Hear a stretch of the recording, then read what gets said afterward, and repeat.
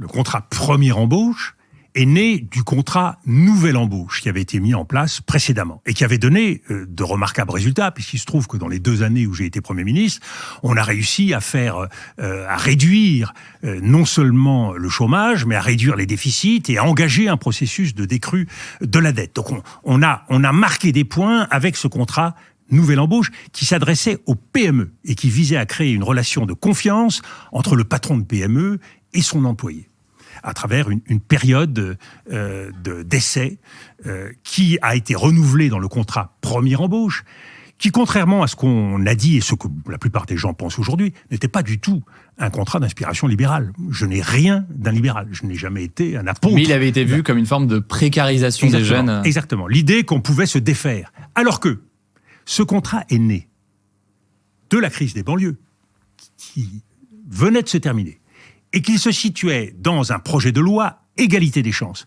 Quel a été le choc pour moi de la crise des banlieues? C'est de constater que des jeunes pouvaient avoir 5, 6, 7 ans, 8 ans d'études et ne se voyaient proposer ni stage, ni emploi. Et donc mon idée, c'était sur une durée effectivement longue, sans doute trop longue, permettre à ce jeune de donner la preuve de sa compétence, créer cet attachement qui peut exister dans les entreprises entre un employé et son patron, et qu'après 2 années de travail ensemble, eh bien le patron ne dirait pas à son jeune employé dont il connaîtrait les tenants, les aboutissants, la famille, etc., ne lui dirait pas maintenant c'est dehors. Donc, je me suis trompé sur la capacité de ce contrat à changer les mentalités, parce que c'était exactement ça, c'était un outil de justice sociale.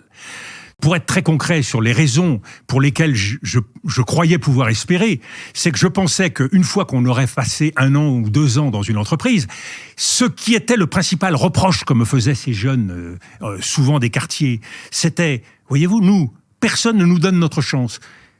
On n'a même pas la possibilité de faire un stage. Là, je me disais, au moins, ils auront fait 1 an, 1 an et demi, 2 ans, et même si ça se passe mal au bout des 2 ans, ils arriveront avec une expérience. Alors que systématiquement, la première chose qu'on demande à un jeune, quelle expérience vous avez? Là, il y avait en quelque sorte une espèce d'huile, un mécanisme qui permettait de donner aux jeunes sa chance.